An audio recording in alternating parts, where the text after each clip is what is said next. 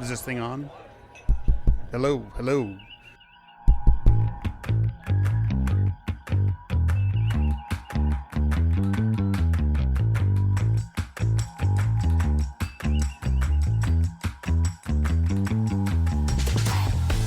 Welcome to Open Pike Night, the Strange New Worlds podcast, where your calls are the prime directive. I'm your host, John T. Bolds, here tonight to talk Season 2 of Strange New Worlds. That's right, we went back and rewatching the whole series before Season 4 drops 1 month from today. So if you're listening on the day this drops, which is the 23rd of June, but of course joining me as always are my co-hosts, the man who absolutely would just let himself suffocate to make a point, Jesse Bailey. Winning an argument is the greatest feeling in the world. And when you don't win a lot of them, you chase that high. And the man who would absolutely steal a starship just because there might be a mystery, Cameron Harrison. Ruh-roh, Shaggy. I don't know. Call me Instant Scooby this episode. Okay, Instant Scooby. That's how we're doing that. And yeah, we got some callers on stage joining us tonight. We are talking Strange New Worlds Season 2 Rewatch. How did it feel to go back and watch this season, guys? More enlightening than I expected. I kind of figured one would be because it had been so long since I'd watched one, especially some of the episodes. Two, it felt fresher to me for some reason, but there's a lot I picked up. Yeah. I know every episode I watch is the best episode I've ever seen, and every season is my favorite season. But Season 2 might be my favorite season right now. Season like 2 is outside a of pretty damn good season, man. Yeah, and like I love Season 3, obviously, and the Ortegas episode, unparalleled. But like episode to episode, I think pound for pound is how they would say it in the boxing world. Season 2 might be throwing the most knockout punches, which is interesting because the first episode of Season 2 is maybe the least strong episode of Season 2. Not that it's bad. It's just that there are so many bangers in this season. I'm really excited to talk about it. Excellent. Well, we do have some great callers on stage tonight, so let's hear from one of them first. Here is Val. Hey, Open Pike Night, this is Val. In rewatching Season 2, Among the Lotus Eaters remains an obvious favorite. I mean, Ortegas saves the day. But actually, I wanted to talk about the Broken Circle and Pelia. In such a cast of amazing characters, adding another would be a questionable choice. But Pelia became a favorite from the moment she walked on the bridge, helping instruct them how to steal the Enterprise. Adding her character with her sort of unstructured chaos and wisdom works surprisingly well. Plus, they managed to give her a great backstory with her work in the Academy and her knowledge of Spock's mom, right? The episode in general is great. We get Jenna Mitchell being a critical part of the team. We get to see Spock in command. And we have the tension of wondering how Omega and Chapel would escape, though we obviously know they would. But Pelia stands out with her desire to eventually, we find out, help Spock steal the Enterprise because she was bored. All right, that's it. Thanks.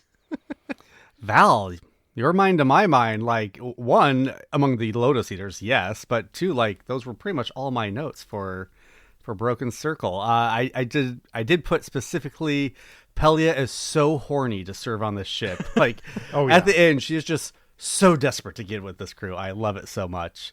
I wish she had more to do that episode. Like, I forgot how good her introduction was. That was one thing where I was like, oh yeah, they introduced her in such a fun way. And once they steal the Enterprise, she's kind of gone for the episode. I'm like, she's on the ship. She is here. She wanted to go on this mission. Let her do something. I think one of the things that Val brought up, which is really pertinent here, and it's the way that she meshes with the crew. I think she would only work on a ship commanded by Pike. Like, he's like exactly the right kind of leadership style to have this person there and to get the most out of her. Because hear me out. You put her in a Picard ship, and he's treating her like Loxana the whole time. You put her with Cisco, and he's like quarantine her. She'd get along better with Cisco. Yeah, I think she'd get along. Watch that. I think she'd get along great with Dax, but if she didn't know Cisco, I think he would be like not on the same page too frequently. I would love to see Sisko can her. get along with Quark. He can get along with Pelia. Does he get along with Quark, or does he tolerate Quark? He knows how to use Quark. Well, anyways, I think she is a perfect fit, and I disagree with Cameron. It's not for the first time. I speaking of Deep Space Nine, though, also I forgot how integral Mitchell was to the sealing of the Enterprise. That was really fun to see. It's a shame we're not going to see more of her going forward. I understand schedules and everything. But, I mean, if this were a syndicated show on TV, she would wind up becoming Strange New Worlds as O'Brien. Oh, 100%. 100%. Oh, yes. Yeah. That I agree she's with great. completely. We definitely need to do a celebration of Mitchell now that we know we've seen all we're going to see. So I tried with Among the Lotus Eaters. I was like, open mind, open heart. See if this episode is as good as everybody says it is. I'm still just meh. Besides the Ortegas part, everything on the planet is so boring to me. It's just, it's not boring. I'm sorry, not boring. It is. What is it? It's just not that interesting. It doesn't captivate me, I suppose. It doesn't. It's like, okay, that's stuff that happens. I just don't feel the emotional weight of it so much.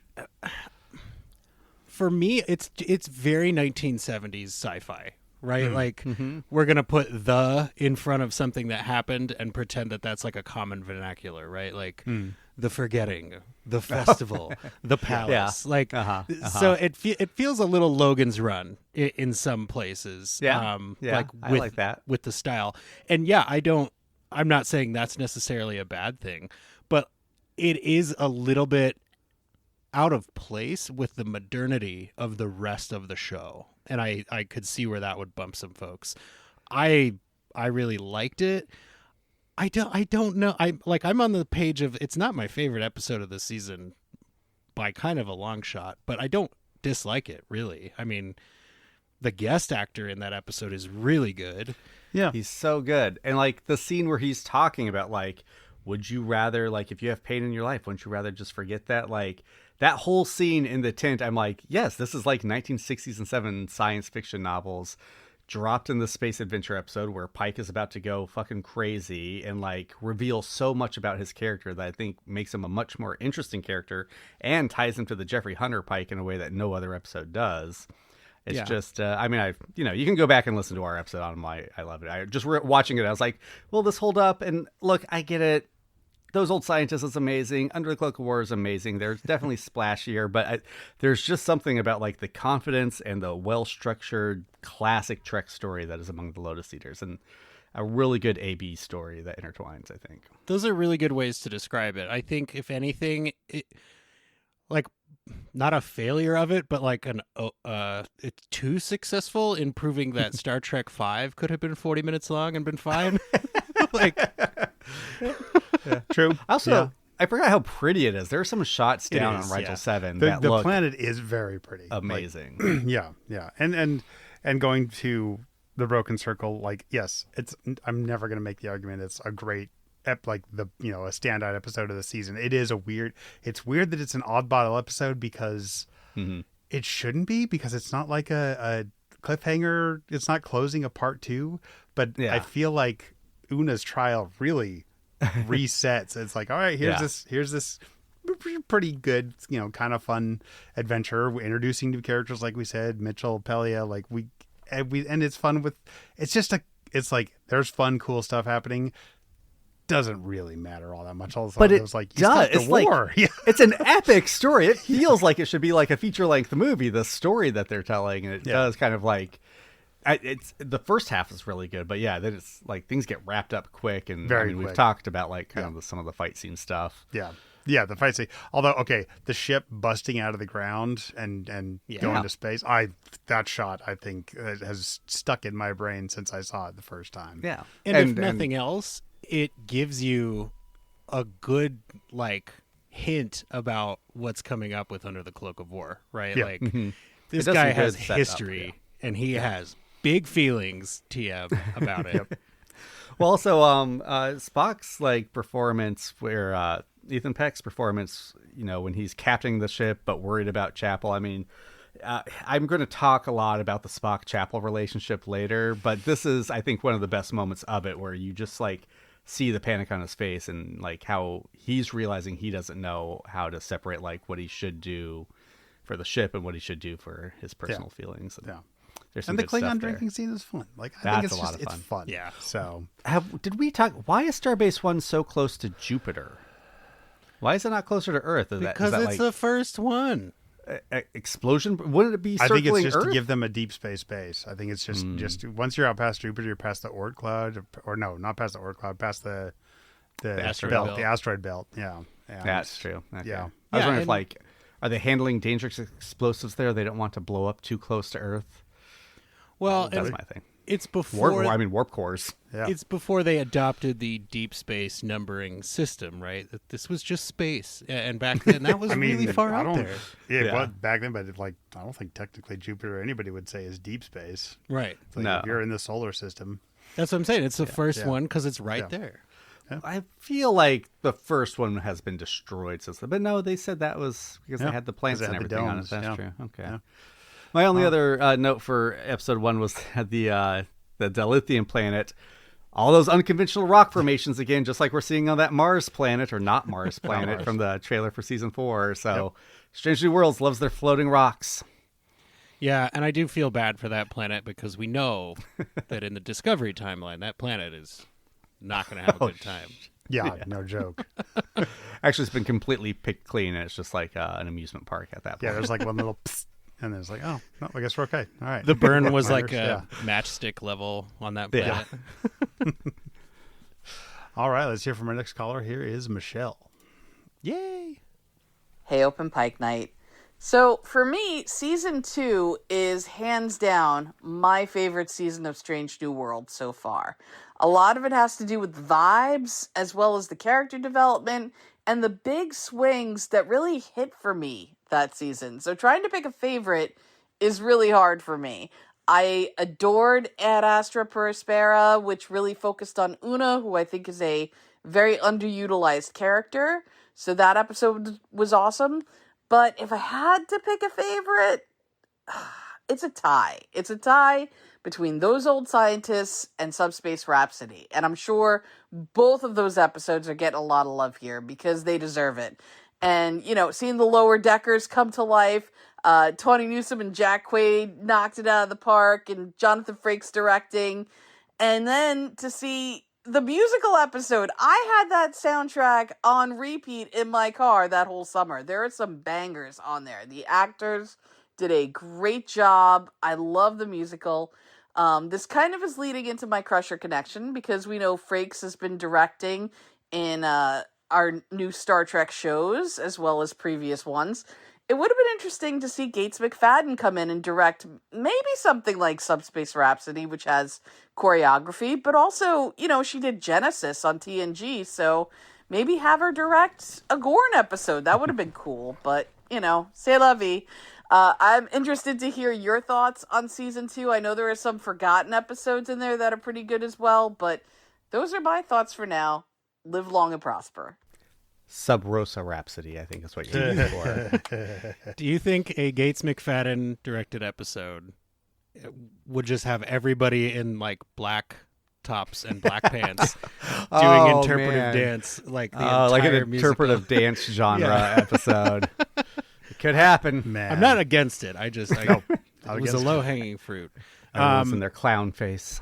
I love Ad Astra. Like Mm-hmm. it's the same thing as it's the same thing as Among the Lotus Eaters, where you're like, we've seen this episode of Star Trek before, Mm-hmm. but there is nothing about it that you aren't grateful to have on screen.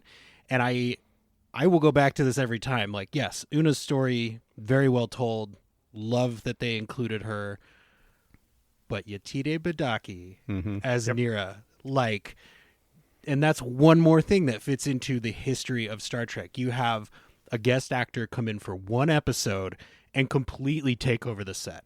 Like, that is a Nira episode as much, if not more than it is an Una episode. And like, to step into a cast of this caliber and command the screen the entire time is absolutely an accomplishment. And I could not look away during that entire episode. And it is. I mean, it's essentially court martial again from TOS, but or any lawyer episode from TNG. But it is so well executed. It's difficult not to pick that one as a favorite. And I do. I mean, everybody knows my favorite episode from this season, but it was really hard for me. And as I'm narrowing it down, like Ad Astra is way up there on the list. It's good. It's unique in that, like, there's just so many acting scenes in this episode. Yeah. Strange New Worlds is a space adventure, and there's a lot of great acting. We talk all the time about Pike's great acting, but it's usually in, like, scenes that are 30 seconds or less. Like, right. It's a quip, it's a joke, it's maybe like a minute-long speech or, like, reacting to someone's dead, no, they're not. Here we have, like, 5 to 10 to 15-minute long scenes of just actors acting, and it is fun and refreshing in a way to watch because we don't get a lot of that here. And yeah, all of them knock it out of the park. I still like I have written somewhere, like, this is so good, it's a great setup. Yeah, it's just like the whole first act of it is like the way they set up the court drama and all the personal drama is so well done. But every time I watch it, I'm like, okay, what is Nira's plan? What was plan A? What was plan B? When did she shift? Who's having the character arc in this episode? And I'm still not sure. Like, I was watching and I'm like, there is a reading of this episode where Nira was not going to help Una get off until Una apologized for her family moving away when she was a kid. Because she is going to sit down and rest her case. And then Una says the thing about, like, and I need to add this, and Nira turns around and goes, oh, well, in that case, let me, do my big final speech moment that convinces everyone. I was like, what's going on here? So that's maybe the only thing that keeps this from, like, being, my top episode for the season. Yeah. I'm glad Michelle brought these two up because these two, Subspace Rhapsody and Ad Astra, I think are the two that I appreciate more the most on this rewatch, if that makes sense. Mm-hmm. Like they both moved up a couple notches for me just personally. Ad Astra, like you said, again, the plan for the defense, it's still just like you're still blaming a kid for what her parents did a little bit. And I like you said, I don't know what your first thought was before Asylum. But it is a solid episode. It does hold up after a couple of years. Like, yep, this is a good courtroom episode. It's going to hold up in a couple of years and more and more and more. And Subspace Rhapsody, I loved. And I loved just a little bit more.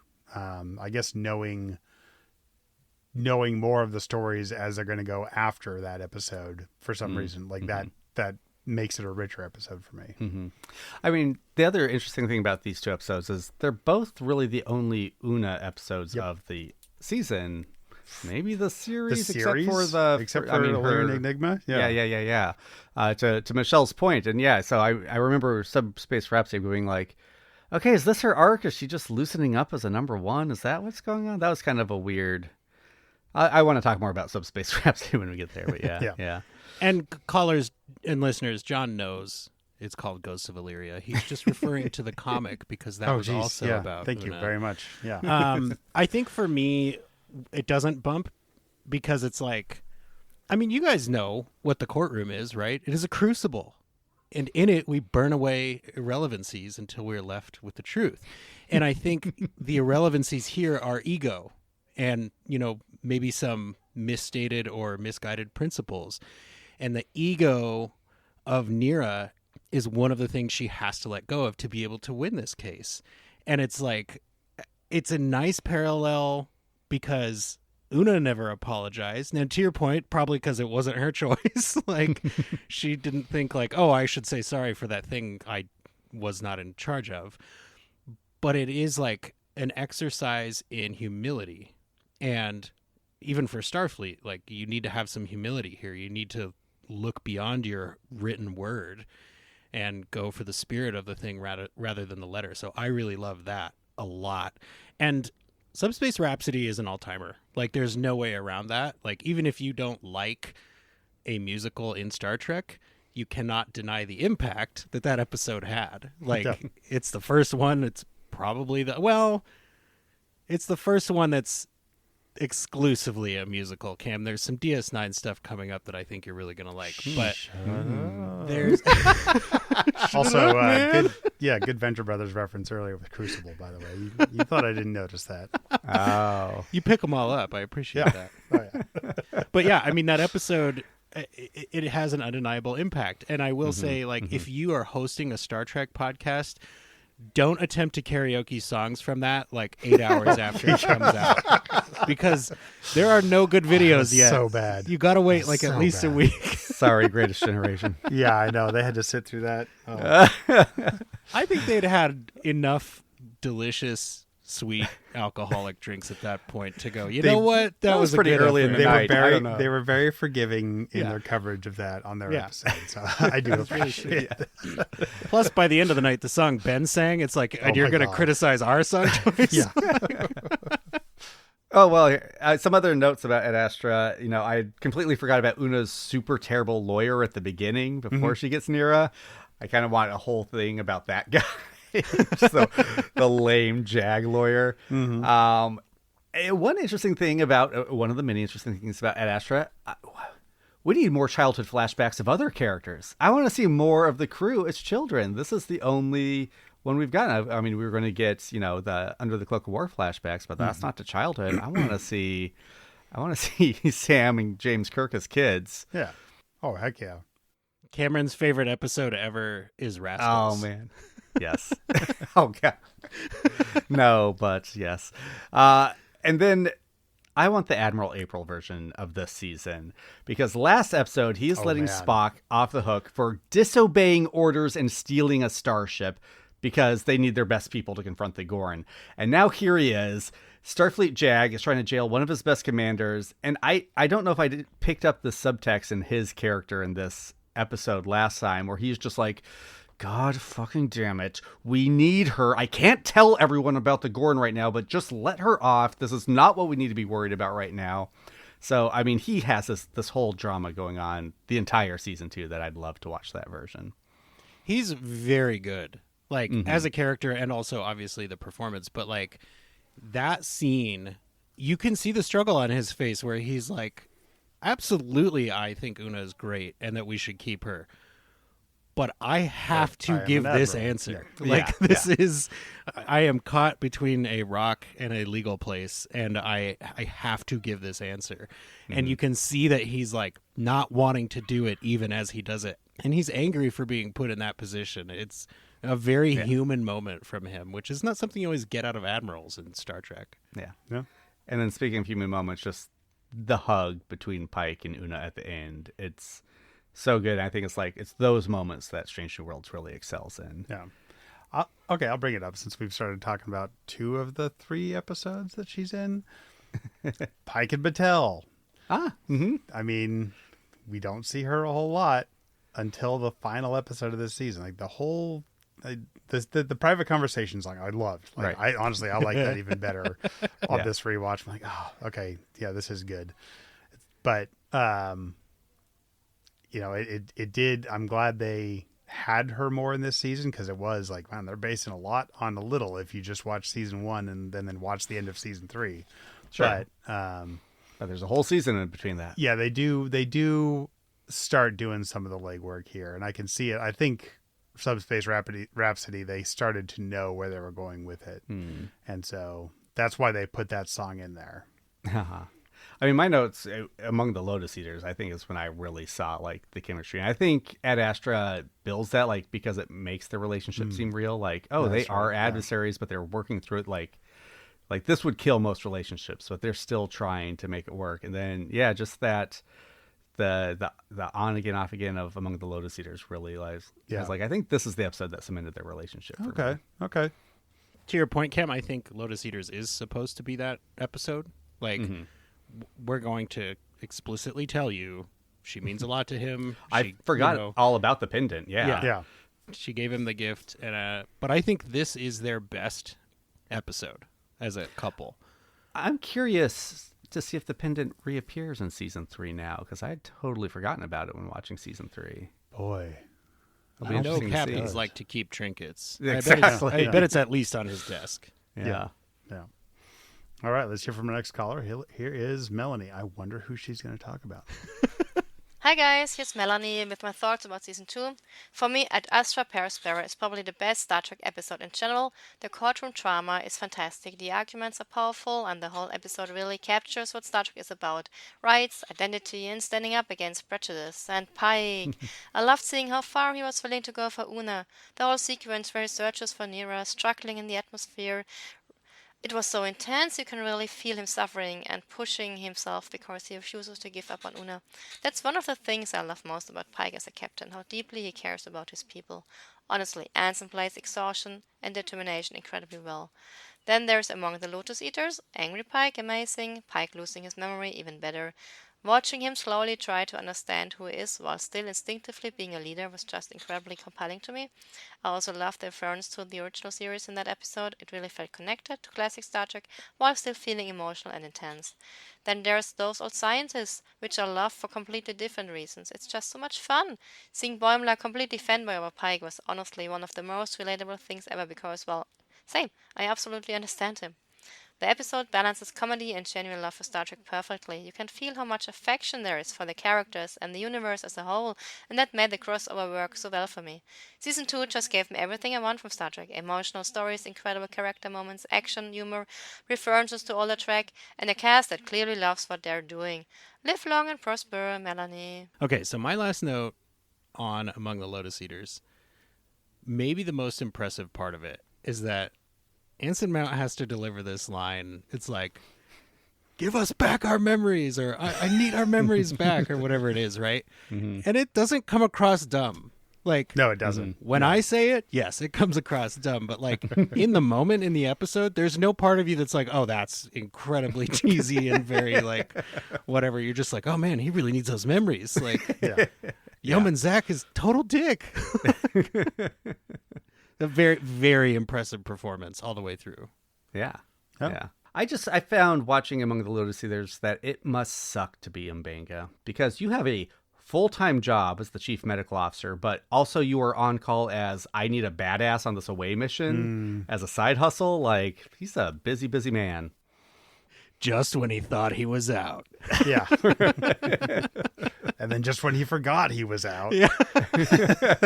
He gets pulled back in twice.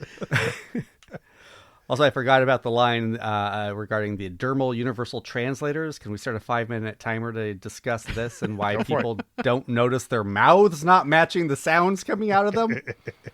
Yeah, there has to be a holographic component to that technology. Like, otherwise, it's at least people would be like, "What? I can understand them, but why can I understand them?" Like, very uncanny valley. Do not appreciate this, but it's it's the first episode of this show. They like beamed DNA into Spock's eye, or eyeball, like a new retinal pattern or something, and then right? keep referencing that in later episodes. Yeah, there is. I mean, there's a degree of don't worry about it. Yeah, like sure. as there would be with any Star Trek, Oh yeah, I think that's true. I mean, just the universal translator. It's like, they cut out all the 30-second pauses for the translator to say it, and then the pause back as the little badge says it. Like, it'd be boring TV. And there'd be tons of like false cognates, and because we know how AI works now, like the translator would give you very confident, incredibly incorrect translations, and there would be diplomatic hullabaloos constantly. Like, that's not what I said. Yeah, it is actually. I have it here in writing, and you're right. That's not what you said.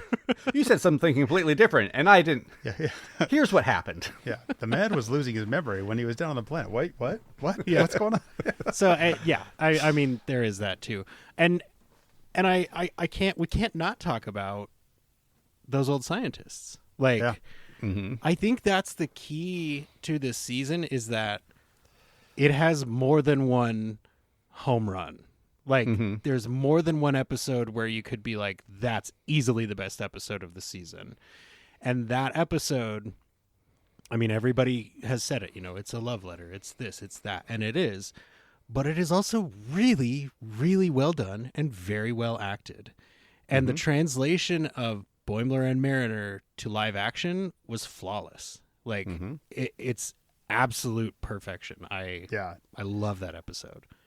It might have more heart than any Star Trek episode I've ever seen. And DS9's got some episodes that have heart. Yeah. But those old scientists, that might be it. Is like, yeah, not just the fact that it's a love letter, it just is an episode that is all heart and it works. I mean, I was wondering if like they put that on the poster line was going to hit me again, because it hit me like the 4 or 5 times I've seen it before. Yeah. And I was watching this on my phone on the counter where I was like preparing dinner. So I'm kind of just watching it out of the corner of my eye.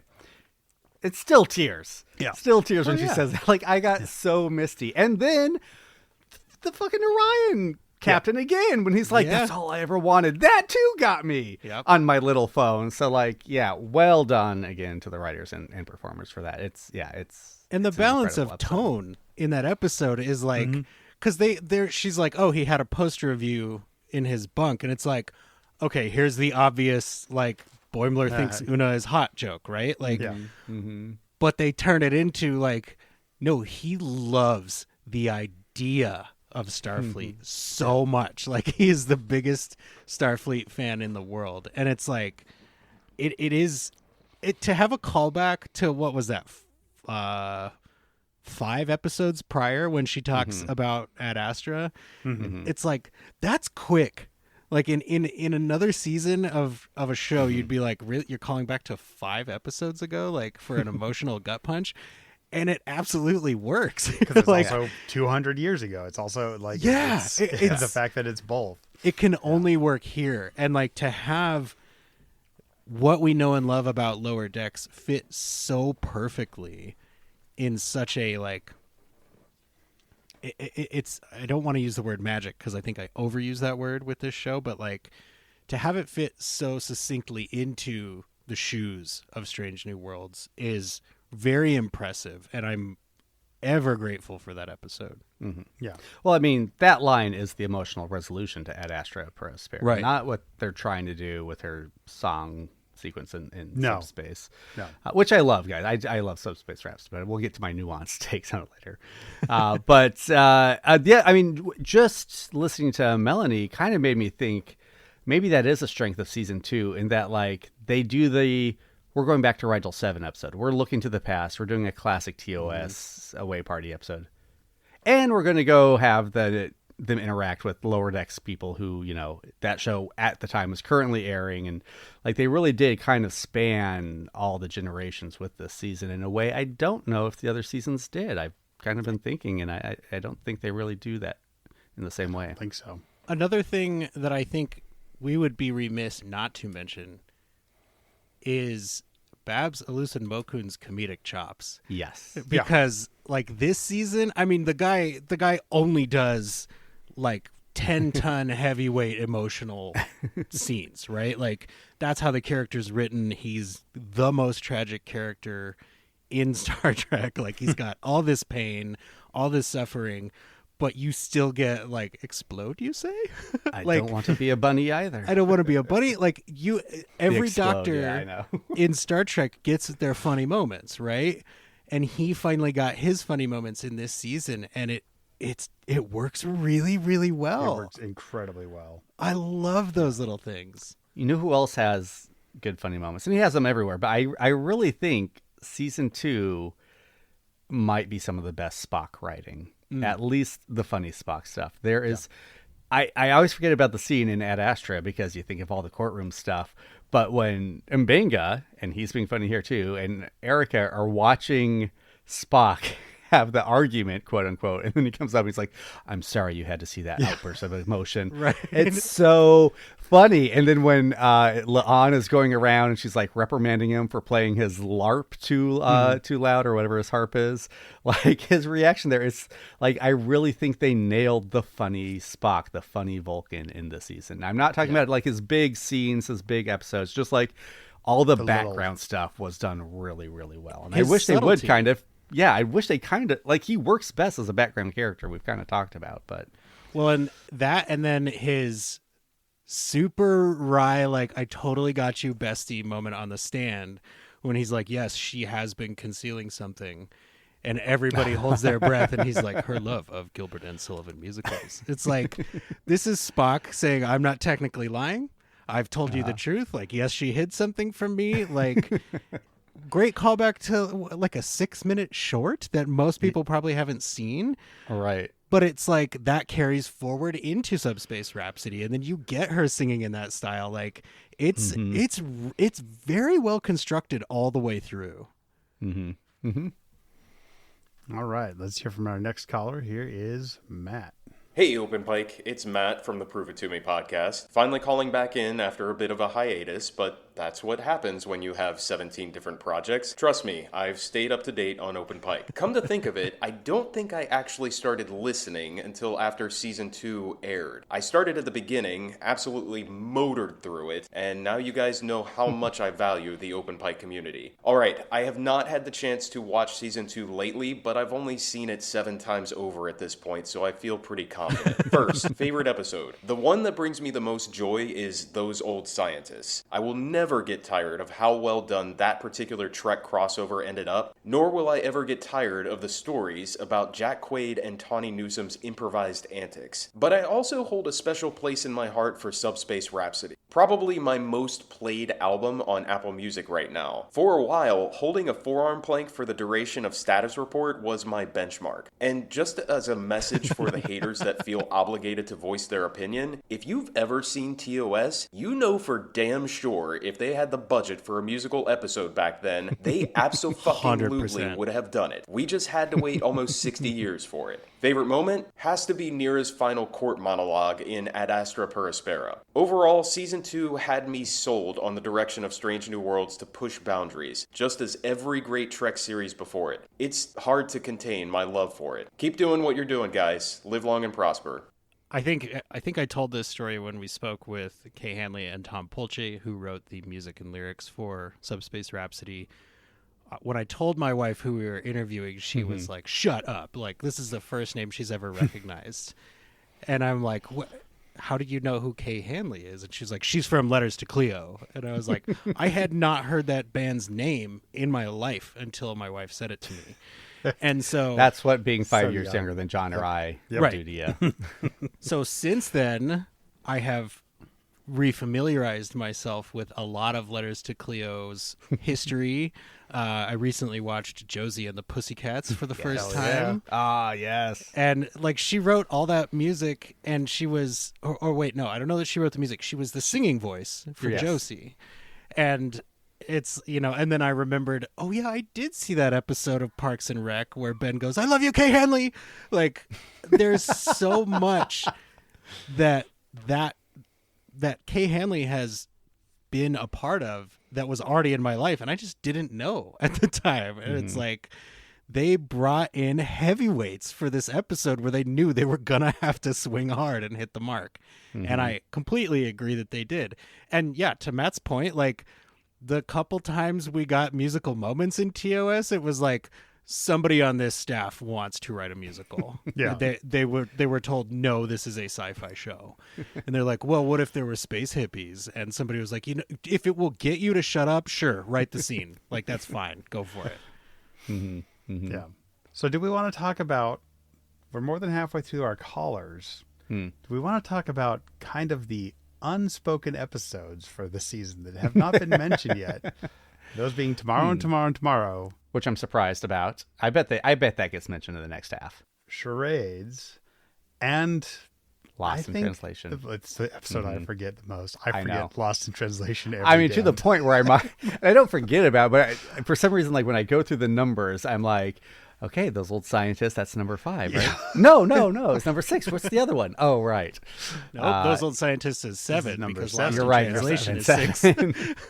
Well, yeah, because we haven't talked about charades yet either, surprisingly. Yeah, let's do Lost in Translation, because that poor episode, it does. Which is a very solid episode. It's a super solid episode. It's standalone, it's got fun moments for Uhura. It's a great Uhura episode, especially with development with Kirk, and it's our introduction to this timeline Kirk. Yeah. Yep. Yeah, it's the first time.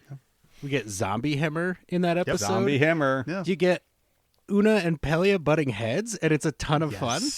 And you get like the actual like emotional weight of Uhura. Like she's having these horrifying flashbacks and like dealing with this incredible trauma.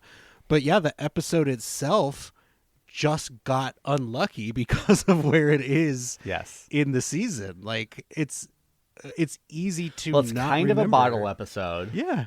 So even no matter your feelings on Among the Lotus Eaters, you're still down on like an ice planet with beautiful backdrops and ships flying through asteroids. Like, there's visuals that spring to mind. And it's especially interesting because I think one of my epiphanies this time watching it, because I was like, okay, what is season 2's arc? What's the story of season 2? If season 1 was Batel, or season 3 was Batel and the Vesda, what was season 2? And I was like, well, it's Spock and Chapel, and I've got thoughts on that. But it's Uhura's season in a lot of ways, which is what I picked up from watching Subspace Rhapsody. And I think that's where Subspace Rhapsody works the best in telling Uhura's story.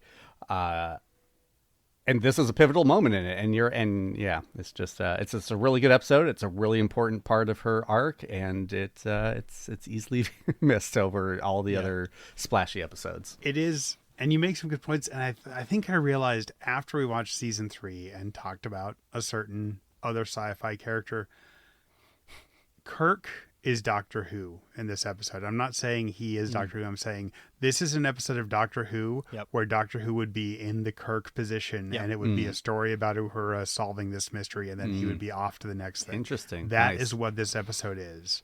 He's here to help. He's here to help. He's just she is the one solving the mystery. She's a one episode, one off character. She's not getting a companion. cookies. He's getting cookies. He's getting punched. It's all mistaken stuff. Like she's seeing ghosts. There's ghosts in the gas. I mean, that is such Doctor Who fodder. Yeah. That I think this is a. You replace Kirk with Peter Capaldi or Matt Smith or any of those guys. It's just a straight up Doctor Who episode because it's horror too, and Doctor Who is a horror show almost more than anything else. So. God, that Angels episode is so good. Yes, that one. There's a lot of them, Graham. That is a really good the Pandora's Box episode. Yeah. With Rory, like there's a lot. There's Doctor Who's a pretty good show. I know. I need to watch more. I fizzled out, but I need to get back in because I never even got to Matt Smith. Wow. Kirk. One thing I noticed watching this is this show has got to give us more Kirk brothers. Like every time, I get it. You want to put Kirk with Uhura and Spock and Scotty. I get it. But his fucking brothers on the ship, and they have amazing chemistry, and we want to see that rivalry. But I want to see it differently than Lost in Translation. That was my biggest bump with this episode. Is their relation? They painted it like Sam's the whiny, petulant little bitch, and Kirk is here like, man, I'm good at my job. Why are you angry? Like the reason I like Kirk, and maybe it's because I grew up on the movies, and the movies were like, well, we have to make our characters interesting and have arcs and dramatic, depth, is because he's a flawed character. Kirk is a flawed character. Let them die. Whether you're like that, whether you see that as a bad thing or a good thing, I feel it's inescapable. I think it's a great thing. I think it's what makes him such an iconic character. And I feel like even TOS, if he wasn't just depicted as flawed, he was depicted as like, always wrestling with himself, and like it was a work for him to find his way to the right path. And here he's just like the good guy through and through. And I'm kind of like, I don't know, I want to see Kirk kind of be the asshole brother and Sam be like the younger brother who has to deal with him. I think that's a more interesting dynamic. Yeah, original Kirk is all about the dichotomy, right? Like, and to the point where they put two characters to personify that dichotomy with him in most scenes, right? So it's like, you're right. Yeah. And he's always here trying to decide, like, do I go this way? Do I go this way? And he's always telling Spock things like, oh yeah, all humans have the urge to kill, man. It's just we don't we don't always kill people. Like that's why we're good, is because we can choose against that. And it's like, and I feel we get that Kirk in season 3, right? And but you're right.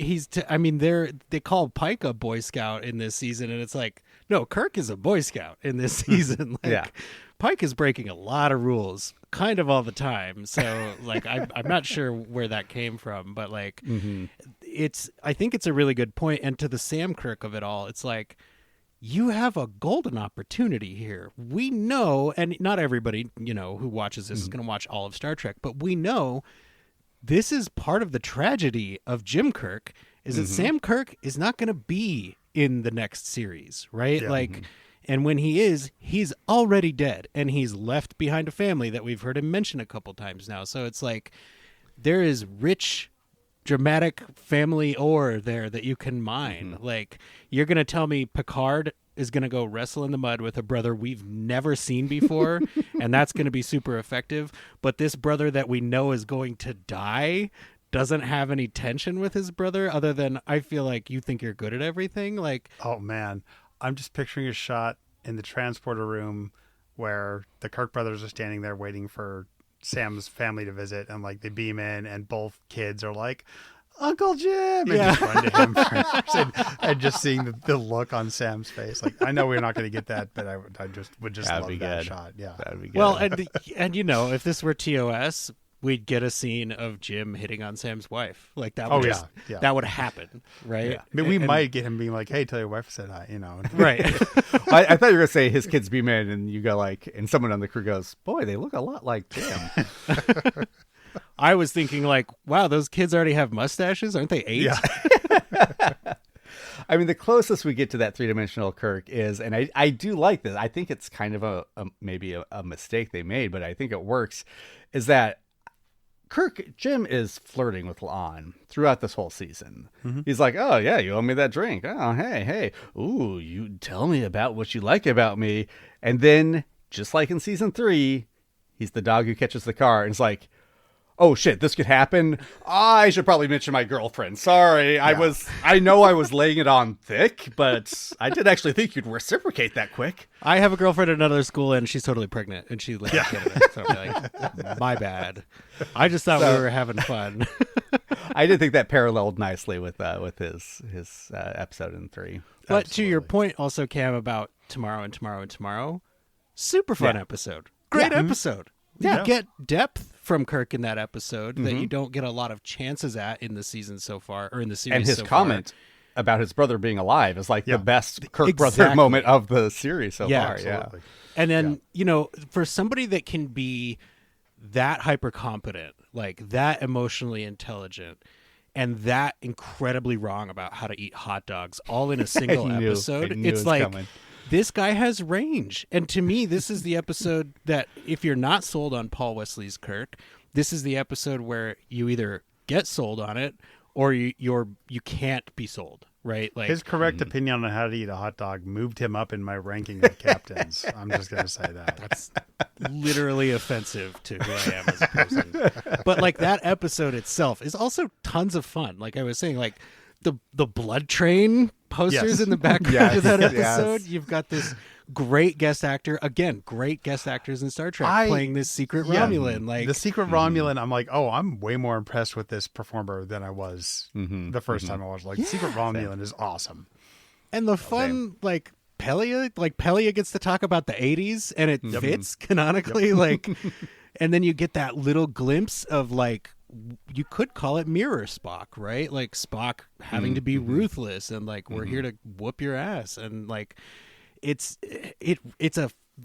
I think the word might be bubblegum episode, right? Like, it's a like a fun episode to chew on. It doesn't end up having a ton of like lasting impact other than maybe like temporal Cold War timelines sort of I stuff. was gonna say, yeah, some of the biggest. But only franchise impact.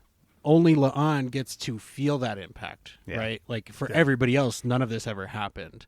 So it's a great La'an episode. You've got callbacks to DS9 in this episode. You're right when you said earlier that this season really embraces all of Star Trek. Yeah. Because there's so much in it that just if you've seen every Star Trek, you're like, oh, that's from this, oh, that's from this, and it's not even like a member berries kind of thing. It's just like a wink out of the corner of their eye, and you hear that comm badge chirp when it happens.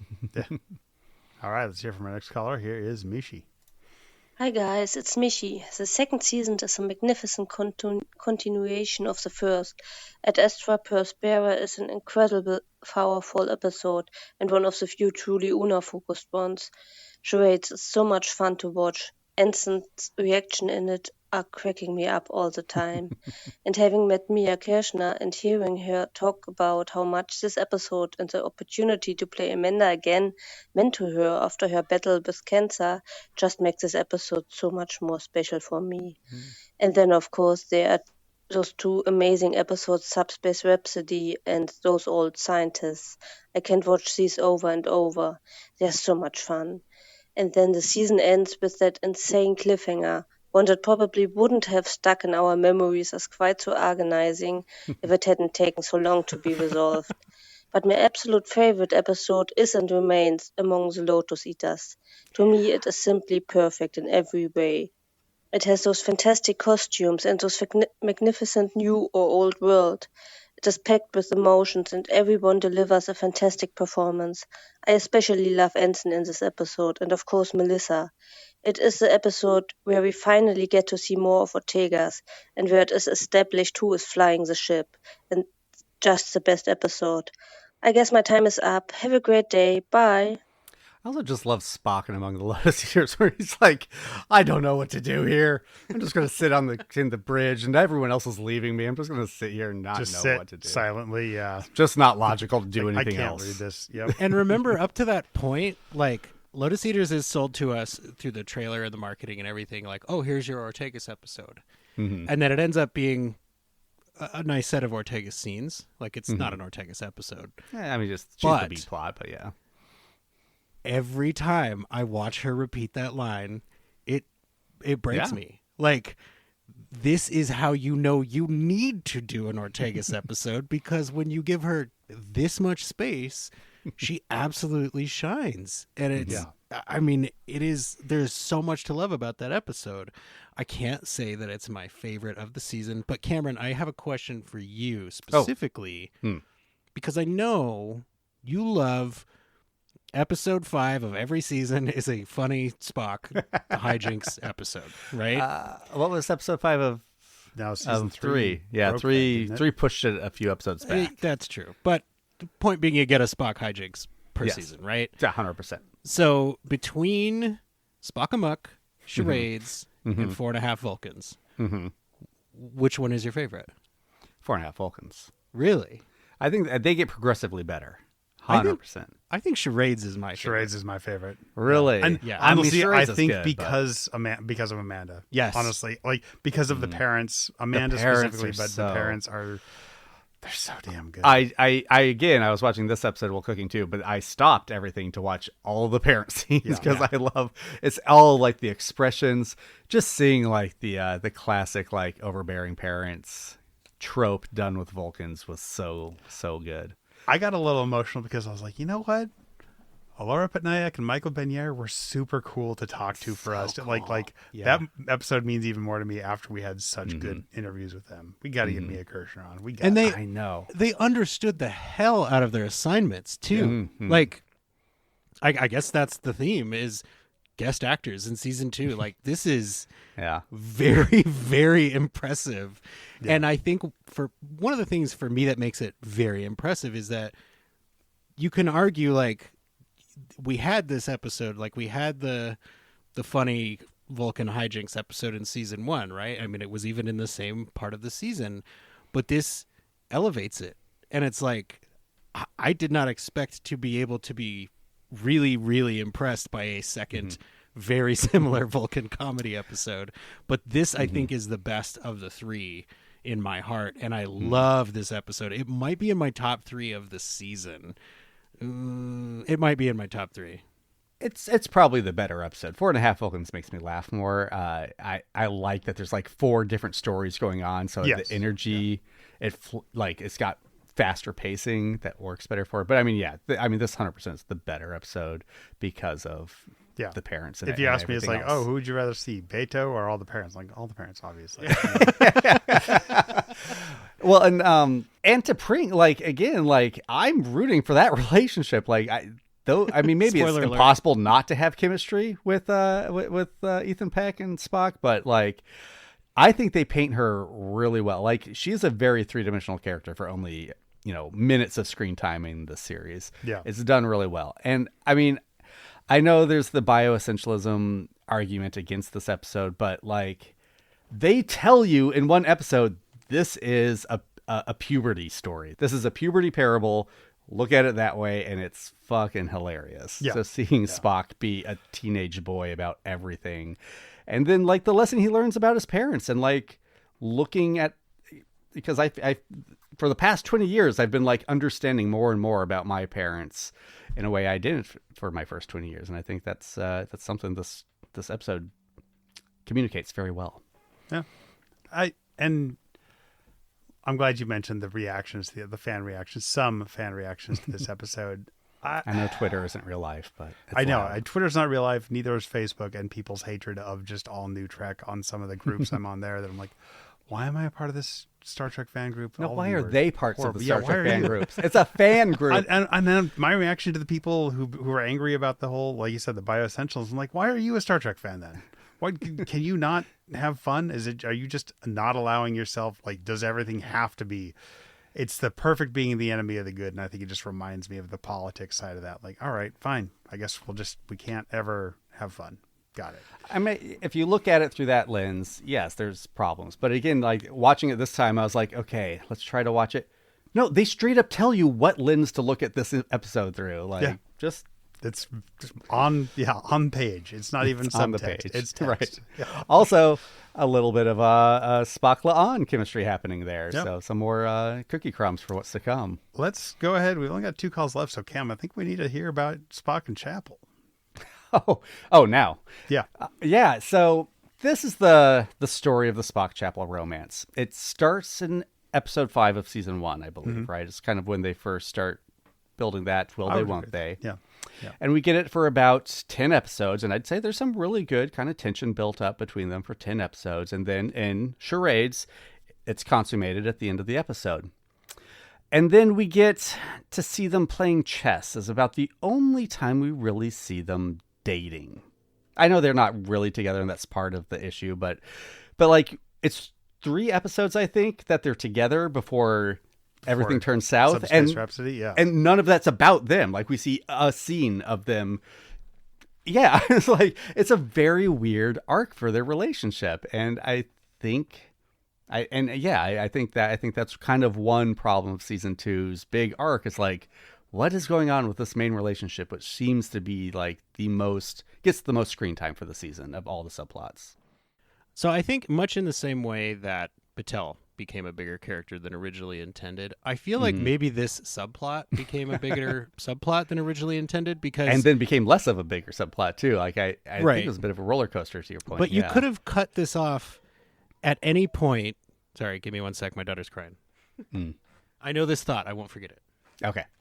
If you listen really quietly, you can hear how good a parent Jesse is. I said, "Shut up! I'm on my podcast." Oh boy. Just the awkward silence when he gets back. So I think you could have cut this relationship off at any point, like during this season, and it would work for the dynamic we see between Spock and Chapel and TOS. Like, you didn't need a huge breakup scene. You didn't need to get them together. Right, and you don't really need to bring in Roger Corby. Now, in retrospect, I'm very glad they did. I think they executed really well on that. But I think if they had said, all right, it's over after episode 5 or episode 7 or whatever episode in season 2, it would work, right? But they have, like, putting anybody with Ethan Peck is compelling to watch. So I could see where they'd be like, just do more of that. Well, because I was saying everyone's got chemistry with Ethan Peck.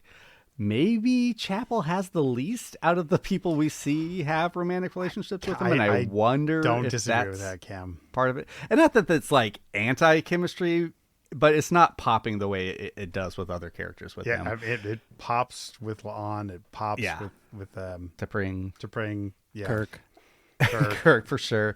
But I still feel like you get them together, and then we never get to see what like a Spock Chapel relationship is like. That I guess that's where I'm like, no, let's see what boyfriend Spock is like. Let's see that. Why are we? I mean, like you said skipping with over Kirk, that? it's like, yep, they did it, and it's like, oh, we immediately both regret this. The chase was fun. The flirting was fun. Why did we ever try and take it more serious? All right. Which makes sense, and it's like, okay, that would make sense until she just guts him in Subspace Oh. Rhapsody in front of the whole crew. And then I remember, I'm pretty sure we both had this issue a lot in the episode, John, but like, she's gone 3 months. Why is this a big deal? Yeah. Yes, she's going to school for 3 months. It's left over from Spock. Oh no, because that hadn't happened yet. I was gonna say it's left over from him being a teenager, but that's next season. Oh, right, yeah. And then like his anger arc from not Lift Us. All those who wonder. All those who wonder. From All Those Who Wander. I kind of forgotten about that because they don't bring it up until episode 3, I think, until Charades. Episode 5, Or yeah. Yeah, Charades. No, there's like one episode where he like, I think he's got like shaky hand, some Maybe, kind yeah. of like indicator. That definitely felt like a thing they had kind of set up at the end of season 1. We're like, we're not really, we don't know what to do with this. And even the creepy Spock in TOS, which is hilarious, and they use it plot wise really well. I am kind of like, where's this coming from? Why is Spock suddenly telling jokes? That was not really set up.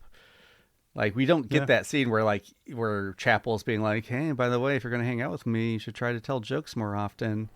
Like, maybe it's just residue from Charades, but it's the only episode where it happens, and it's kind of weird. Cut to Spock making the Arthur fist at the side of his uniform. Exactly. I don't get that reference. All right, let's hear from another caller. Here is Starship. Hey, Open Pike Night, it's Starship.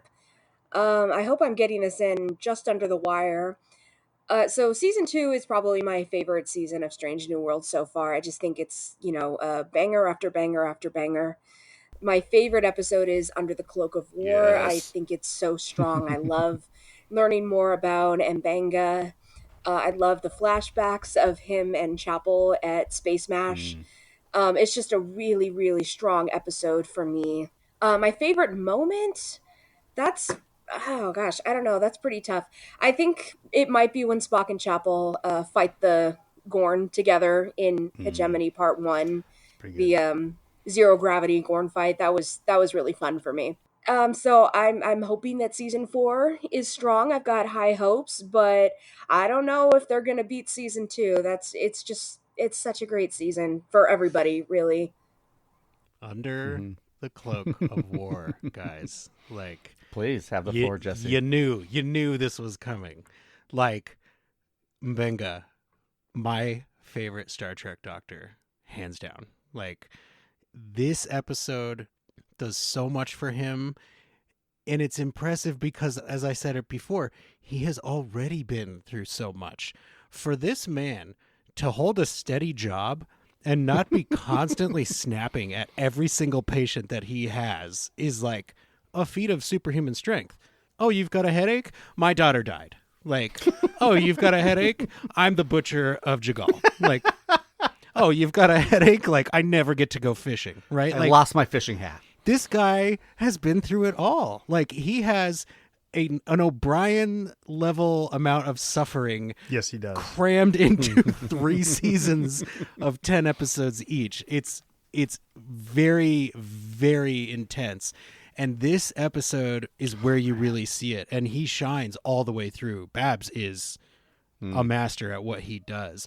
And there's so much else in this episode. You got another great guest actor in Dakra. You've got freaking Clint Howard in this episode. Like, and he's like half Michael Scott in a war zone. Like, how is this working as well as it is, right? Like, Davey Perez. it's very impressive. And then you get this beautiful tension that we were talking about might have been missing from this version of James Kirk so far, where it's like this man desperately wants to help others heal as like a form of penance, right? He's like, I must heal because I have caused so much pain and have been through so much pain. It really illustrates the empathy that this character is capable of and is acting upon all of the time. Like, this guy, he feels things people should never have to feel, and he lets those things inform how he treats others, and it is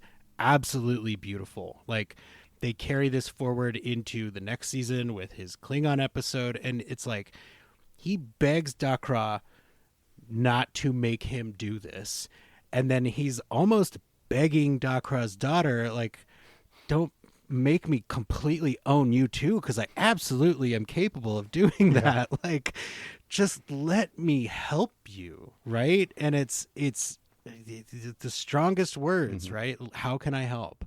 And it's like, then you get this moment where he loses his surrogate son in season 3, and there's moments in the finale of season 3 where you're reminded this is largely an Mbenga story. And I'm on the record of saying that should have been an Mbenga episode, but like this episode, the range you get out of Babs, the quality of the acting, getting some backstory for Chapel even. Like, hey, maybe here's why she is so confused about how to have a normal relationship, right? Like, she's been through a lot. And up until now, we kind of just been told, like, not been told, but we've sort of seen, maybe she's indecisive. I don't know. It's like, give her this. And now it's like, this is why she doesn't want to get close to people, right? So I'm in awe of this episode every time I watch it, and it's probably my most rewatched episode of the series. Easily the best Chapel episode. She is so good in this. Like, Agree. I mean, she's so good. She's such a good character in this episode. It's really good. And also, like, I don't think there's any easy answers with this episode. I know you are Mbenga did nothing wrong, and I mean, I certainly see that point of view, but I see all the points of view. Every time I watch this episode, I'm like, okay, what's the right thing here? And I don't know. Like, every time I watch it, I'm like, yeah, he's a terrible person. He probably deserves to die, but like, and I love that scene where he's like, okay, I'm going to give you a chance. Tell me. What happened? Tell me what happened. Here's your chance to come clean. And you know that you see that's the moment when Bing is like, okay, he doesn't deserve it. And I'm like, okay, maybe not. Maybe he doesn't deserve it. And then what happens at the end? Mbenga doesn't come clean. He keeps the secret too. And it's like, well, okay, if I'm going to forgive Mbenga, should I forgive that guy who's dead now? I don't know. It's really good storytelling. It is Excellent really good storytelling. Yeah. Yeah, and I mean, I will, like, Dakra is the Tuvix of Strange New Worlds. You have to kill this guy. That's the only way to fix the story. Like, he's got to die. Yeah. And after, actually, John found out that I had not seen the Benicio del Toro movie Sicario, and then I watched it, and I was like, that's the Mbenga character. Like, this is, I love this kind of story where it is a deeply flawed person who is not necessarily always doing the right thing for the right reason, but you absolutely understand and empathize with that character. Where, like, I mean, at the end of Sicario, Benicio does a lot of stuff that you would think to yourself, I would never do that. But I totally get why this character is doing this. Like, it's really, really well written. I think it might be one of the most character-y episodes of Star Trek. I would love to see, like... That's just how Strange New Worlds ends, is Chapel standing up on a balcony with a phaser pointed at Mbenga as he walks away, and then he just looks back at her and she just lowers the phaser. After having already shot her once, just like, to get her out of the way. Yep. Yeah, you haven't and seen Sicario. Spoiler alert. Go watch Sicario. I need to watch Sicario. Yeah. But yeah, I think John got it for me, but I still need to watch it. And like, this is one of those things where, like, I wish there was an hour-and-a-half episode of Babs, Alucin Mokun talking about this performance. Like, I would love to hear about the process. I'd love to hear, how he felt when he was reading this script. Like, this is my favorite episode of the season. Thank you, Starship, for calling in with the correct opinion. That means the world to me. I mean, not only is it a good Mbenga episode and a good Chapel episode, it's a good Mbenga Chapel episode. I love their relationship. Yep. It's so deep. It kind of colors how you watch all their other previous and following relationship and interactions. And it really makes me hope we get a great scene when she is introduced to McCoy, and she now has to serve under, like, this drinking, folksy Southern doctor who doesn't take anything too seriously, compared to her relationship with Mbenga, who is everything Jesse just said. Yeah. And Mbenga is hard as nails, right? Like, no question about that. Yeah. McCoy has, like, 2 or 3 scenes in all of McCoydom where he is also hard as nails, and they're great scenes. Yeah. But you never, like, when It's somebody's in a like, very different way. right, Yeah. and when somebody says McCoy, you're not like, oh yeah, absolute badass. Like, Oh, he could take out 6 Klingons. right, like, you're just like, oh yeah, he didn't back down at all when Khan showed up, but like, that's that's kind of like, one moment among a lot of him really would prefer to be drinking, somewhere and not having this job. Yeah. Yeah. Also, let's not forget the gold nugget of Ortegas bolstering their reaction. With solidarity of like, no, this is not right. I'm not comfortable with all this. Like her, I get that she doesn't have a whole lot to do in that episode besides help support their issues, but it works. I would have liked a little more in Benga Ortegas in that. I felt like there's opportunity for that, but it does continue to kind of build up the Ortegas we see in Terrarium, and I am looking forward to rewatching that with like I had forgotten just how much like her bigotry had been set up ahead of time. Yeah. Both seasons we've had bigotry moments for her. Yeah. I get that one was an alternate universe, but still, it's there. Yeah. That and her like core of being a soldier, right? Like she is a flyboy character for a lot of what we see from her, but she is a soldier character on the inside, right? And it's like, to watch a soldier go through what she does in Terrarium, you're right, this absolutely helps prop that up. And I think, like I said earlier, it's the most character-y episode where you get little moments that matter way longer than they're on screen. I mean, even for Pike, right? Like, this carries into the next season for Pike. He's like, man, like, I thought we were friends. And it's like, you are, man. You just don't get it because you were not there. Like, it is a simple truth. It's not that I don't trust you. It's not that I don't like you. You just weren't there. Here's my biggest problem with Under the Cloak of War, besides the stupid biobed metaphor, is this is set up. This is the episode before Subspace Rhapsody. And then Subspace Rhapsody tells us, the story of Subspace Rhapsody is that all this singing is bringing stuff to light, and it's pushing us apart. It's making us less of a gelled crew. They say these words at the end of Subspace Rhapsody. All the singing so far has pushed us apart. We need to come together. And this is not brought up at all. All the problems of Subspace Rhapsody they're talking about are 3 very specific couples having 3 very specific relationship issues, which seem to not be affecting their jobs at all because they are consummate professionals. That is all the problems, the stakes of Subspace Rhapsody. I love Subspace Rhapsody. I teared up so much when Celia sings "Bring Us Together." What's the song? Keep Us Connected. We Are One. Keep Us Connected. Yeah. It's a great song. It brought me to tears. It is not set up in the first half of that episode at all. Yeah. And if it had, that episode would probably be my favorite of the series so far. Your problem with Under the Cloak of War is that they didn't set up Celia's arc in the next episode? That's why I transitioned to talking about Subspace Rhapsody. Oh, okay. Because I was like, I think this totally works for Mbenga in Subspace Rhapsody, because it's like, he doesn't want to talk about it. It certainly does not want to sing about it. So let's make that part of the plot of him like avoiding everybody because he knows he has a deep secret that would come out if he got around Pike. Like that, make that part of the plot of Subspace Rhapsody. I think the beautiful thing, though, is that they're able to use it for humor. Like, he just went you don't want to through- get too dark. Yeah, he just went through the capital S shit, and he's like, I don't want to be a bunny. I don't want to sing. Like, I don't Sure. It's. I think it's a great transition, but I do think through the whole season, like, it just felt like Subspace Rhapsody, kind of like season 3, how all of a sudden Battelle is telling us the stuff that we're like, we haven't seen that. What are you talking about? You seem fine. Mm-hmm. Subspace Rhapsody is kind of like saying, remember all this stuff all season of us getting torn apart and all these secrets and emotions coming out? No, I don't. Which is exactly Not really. what we talked about when we talked about it the first. Like, it's a payoff for something that wasn't sold. set up. Like, it wasn't set up. So. And because of Tom and Kay and Celia and all the performers, like, it again, I tear up. It gets by, but the greatness is right there.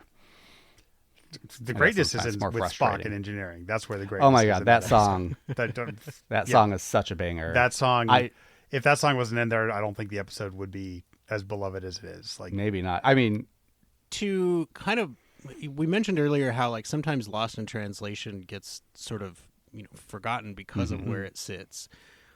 I think Christina Chong's song in Subspace Rhapsody has the same problem. Like, it's bookended by like these insane performances, and itself is an insanely good performance, right? Yep. And you're seeing this is one of the things that was set up earlier in the season, and she's having feelings about, and she's been having them all season.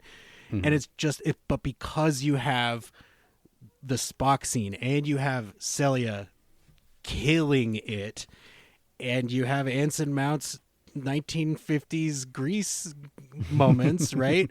And you have Bruce Horrock's Klingon K-pop. Like, there's so much good about it that, like, it can be hard to remember. You also need to be talking about Christina Chong's performance as La'an, asking how would that feel? Like, this is a huge moment for this character. It's delivered incredibly well, just as, if not more emotional than a lot of the other stakes in this episode. And especially because season 3, we get the payoff of her asking that question in this song. Yeah. What if I just let myself do this? And it's Spock. Like, talk about winning the lottery.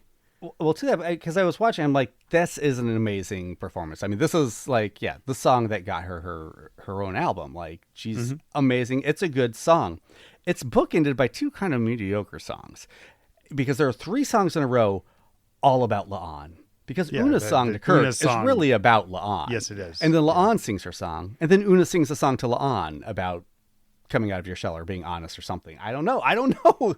Like, those 3 songs are kind of murky, and I don't know why this episode spends so much time on La'an and Kirk when it should have been about the whole crew. When John is 100% the Kirk brothers should have had a boasting, like a song off, a rap battle or something. Something. And it's like, Sharks and Jets. To say it, but like, neither of Una's songs needed to be there. Right. I agree. I mean, you got to do the Gilbert and Sullivan, but like, it's her like giving advice to Kirk about how to be a number. I don't know. Make it more interesting. Like, and it's a credit to the episode that despite those 3 songs kind of being mushy in my mind, it's still a really good episode that I love a lot. Yep. It's still a really good episode. Absolutely. There are days when I'm just be walking through work, doing my thing, not thinking about Star Trek, and then immediately my brain is, why you always calling us when you got your dramas? And like, I have to move. I'm just like, Sam Kirk bobbing his head to that is so good. And that will probably be how I'm able to sell my child on Star Trek eventually, because she loves K-pop Demon Hunters, and I'll be like, Star Trek has a K-pop song in it. So eventually, it'll take time, but I'll get there. Having said all that about La'an, this is another moment in her arc, which I am thinking is probably the most gradual and nuanced and realistic arc of all the characters on the series, because I remember like last season being like, I forgot she was this cold. Like, she is a machine this season. And then she goes away and she has a vacation for a few months. And already in episode 1 of season 2, I'm like, oh yeah, this is a lot more like the La'an I remember. Like, she's still all business. She's still badass. She still says like 3 against 6, we got him among the Lotus Eaters.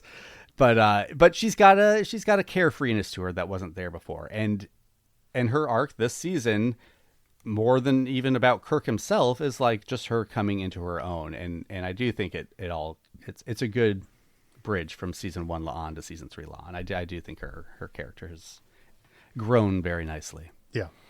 Which is good, because she's one of very few characters that originate in this show. Yeah. Right? Like, it's kind of her and Ortegas. It's like everybody else has to fit into certain things, and they really don't. And I agree with you. I think. Yeah. Well, right. But, I mean, do we think kind Pelia... of a guest star, right, exactly. Do we think Pelia will always be... a featured, never a... she's not going to have a character arc. She's going to be there as the character she is. But God, we better see her and Amanda together. It'd be so good. I want to know that story. Yep. All right, we have one more caller. Here is our good friend Abby. Hey, Open Pike. Abby Summer from the First Flight podcast, using my 90 seconds. The Broken Circle. Great costumes on the planet. Better episode after you watch Under the Cloak of War. Under the Cloak of War is a highlight for me. Yes. This is how you do a flashback character building story where you come out of it still loving the character who has made questionable decisions in the past and present. Tomorrow and Tomorrow and Tomorrow, pro condiments on hot dog. Love that we hear La'an's musical theme, and love that we rejiggered Khan in the timeline. At Astra per Aspera, I love a good Trek courtroom drama. Those dress uniforms are impeccable, as is everything that lawyer wears. Hegemony, that was a way to end a season. Yay, Scotty. Boo, there's Gornags inside of Batel. It was worth the 2.5-year wait. And don't sleep on Lost in Translation. Forget about the cookie. Watch for Uhura and Kirk and Uhura and Hemmer's relationships. All right, the fun ones, charades. Love to Pring, love her family, love that the trio of women go out to interdimensional space to have a mission to save Spock. Yes, That's a trio I right. want more of. I also love Those Old Scientists. I could talk for 3 hours just on that episode. Top 10 of all Trek for me. Perhaps the most quotable, Subspace Rhapsody. I love this episode. Love musicals, love Trek, love singing it loud with my windows down in my car, love sharing it with my girls. I also want to talk a little bit about how you cannot listen to Among the Lotus Eaters with headphones on because you will blow your eardrums out with that screech. I'm out of time. Talk to you soon. Abby, you did it. Didn't You hit them all. Like, Wow. I'm always pumping my fists Yeah. during Abby's calls, but like this one, I mean, what a master class in how to use your 90 seconds on Open Pike Night. And thank you again for bringing up Under the Cloak of War. You're absolutely correct in every way, and you're correct about everything you've said, which is not new for Abby, but like I think that's a perfect call to put at the end of our show because it does kind of illustrate it's difficult to talk about one episode of this season. Like, Yeah. it's very cohesive. It's beautifully structured. Like, everything that they do works on some level. And there are so many kinds of episode that it's easy to see why people have different favorites from this season. And easy to see why a lot of the people are like, it's Subspace and it's Those Old Scientists, right? Like, those are the pinnacle of the season for a lot of folks. So Realize, we haven't talked much about Hegemony Part 2. I kind of feel like that's like a 2.5, Yeah. almost season 3 type I know. episode. Because, like, It's a great episode. there's a great episode, but there's not, besides reintroducing Gorn, introducing Scotty, and introducing Batel being in peril, like, those kind of the 3 most important things that happen in that Yeah. episode. And the crew, half the crew getting kidnapped. Like, Yeah. it's a great cliffhanger. It's a great cliffhanger. And I mean, it's part of, I think, one of, if not the most successful 2-parter of Star Trek history. I mean, Yeah. look, Best of Both Worlds are both good. I still say they don't really work as 2 parts. No, There's a lot of setup in part 1 that doesn't get paid off in part 2. And Yeah. I just think Hegemony Part 1 and 2 is a really cohesive, which is super double. impressive considering there were 2 strikes and like there were Yeah. 2 years in between them, and like they could have very easily done bad with it. But as we talked about with our season 3 coverage with a lot of the writers, like, yeah, besides Hegemony Part 2, nothing like season 3 of Strange New Worlds is not the pre-strike season 3 we would have gotten. Like there is a timeline split.